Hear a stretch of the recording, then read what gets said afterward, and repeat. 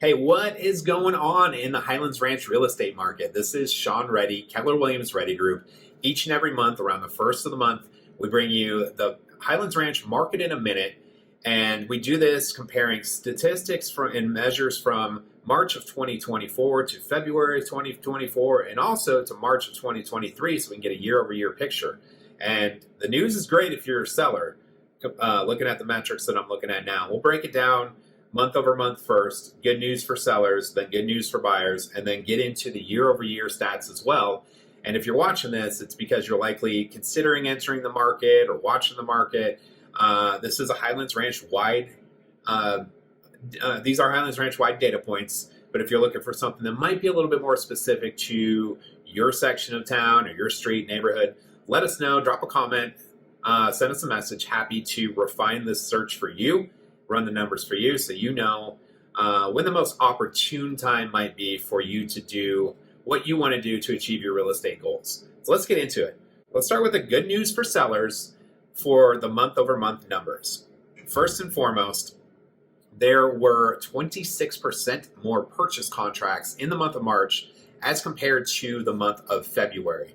February 88, March 111. There were also 18% more closed sales in March. Oh, by the way, let me go back to purchase contracts. I skipped this part. That's 4 straight months of rising purchase contracts. And I don't see that slowing down anytime soon based on the day-to-day searching that I'm doing. Okay, closed sales up 18%, going from 78 to 92. 3 straight months of closed sales increases. And let's talk about price. Everybody wants to know that. The average selling price in the month of March in Highlands Ranch, this is across all property types, so condos and townhomes included, $765,703. That's a 3% increase month over month, and also the second straight month of average selling price increase. Now, important note here, that's not indicative of overall values. That just compares the small sample size of the 92 homes that closed, what that average price was. The median price actually went down month over month, interestingly enough, by 1%, going from 660 to 656. So that indicates that there were there were some larger sales that influenced the average and not the median. What also increased was the sold price to list price ratio. And I almost said the delta between asking price and selling price, yet the median sold price to list price ratio was 101%. So there is no delta. The median home sold for 1% over asking price. And that is 3 straight months of increases in that measure. Couple other notes for the home sellers out there. Number one, time on market, 3rd straight monthly decline. There was a 50% drop in average days on market for what went under contract last month, March, compared to what went under contract the previous month, February. February, the average was 23 days on market. March, only 11. 20% drop in median days on market, going from 5 to 4. Again, 3 straight months of median time on market dropping too. And new listings shockingly went down in March compared to February. I can't remember the last time I saw March with less new listings than February. Yet there was an 11% drop compared to the 123 that were listed in February and the 110 listed in March. Okay, a couple pieces. Well, really only one left metric that does favor the buyers out there, in that there were 53% more homes available as of the first of the month than there were the first of last month. So first of last month, I checked, there were 66 available homes. This month, 101. That's a sizable increase and pretty interesting when you consider that the new number of new listings fell and the number of new purchase contracts rose. That indicates that there were a lot of, I'm going to just call them older listings. Maybe they've been sitting around for a while, maybe mispriced their home, or just, the home wasn't positioned properly, we'll say that exited the market because I'm not comparing month over month and withdrawn listings or expired listings. So that's going to be my explanation. I'm going to stick to it.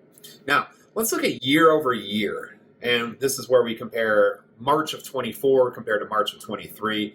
And there are some metrics here that go in favor of the buyer when you look at it year over year. We're going to start with the seller, and I'm going to go back to the median and average market time.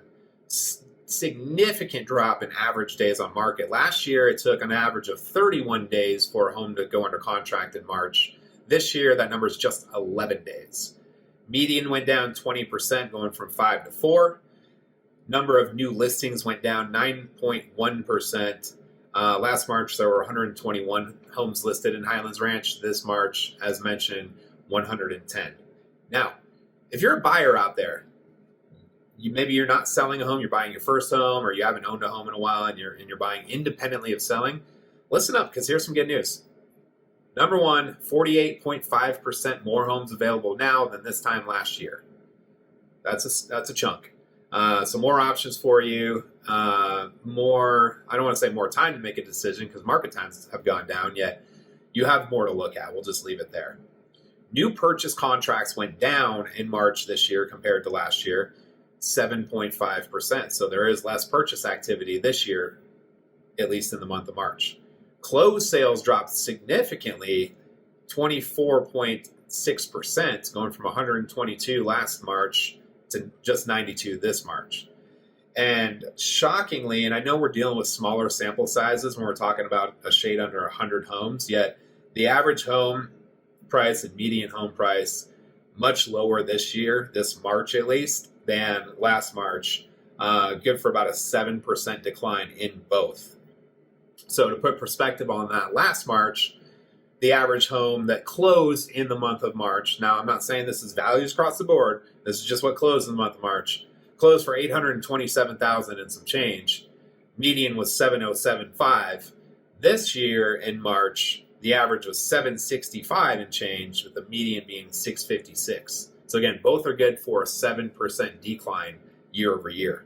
Also, the median sold price to list price ratio did fall year over year. So to wrap all this up, still very much a strong seller's market, still very much a fast-moving market, still very much a large buyer pool waiting for most homes to hit the market, and yet it's not as strong as it was last year. I think, we're coming off mortgage rates that were at 40-year highs in October and haven't receded much. I mean, there have been little, dips here and there where they dropped into the mid-sixes, yet it's kind of, at this point, kind of fatigue has weeded out new buyers entering the market. So you do have, kind of those holdover buyers who haven't bought another home yet.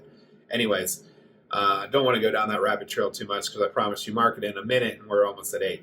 So if you want data outside of what I've presented here today, you're looking for pockets of opportunity to be a buyer, pockets of opportunity to be a successful seller, let us know. Send us a message. Happy to prepare these type of numbers for you in your specific situation and address and where you're looking and all that. And if not, we hope to see you at least in the next video and see you down the line when you are ready to make a move in real estate. Again, Sean Reddy, Keller Williams Reddy Group. Thanks for watching. We'll see you next time.